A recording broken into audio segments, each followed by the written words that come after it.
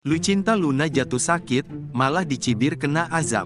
Artis Lucinta Luna kembali mencuri perhatian publik setelah mengunggah kondisinya yang terlihat lemah di ranjang rumah sakit. Bukannya mendapatkan doa agar sembuh dari sakitnya, Lucinta Luna justru menuai cibiran dari warganet.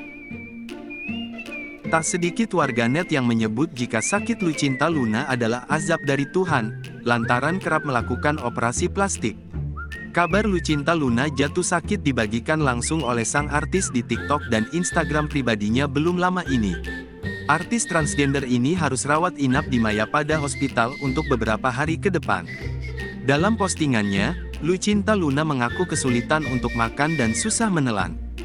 Di keterangannya, Lucinta Luna mengaku tersiksa karena sulit untuk makan dan minum. Ia berharap kondisi kesehatannya segera pulih agar bisa menelan makanan dan minuman dengan mudah. "Ya Allah, semoga aku bisa nelen makan minum dengan normal lagi ya Allah," tulis caption Lucinta Luna di akun TikTok @lucintaluna12, dilansir Selasa, tanggal 10 Januari tahun 2023.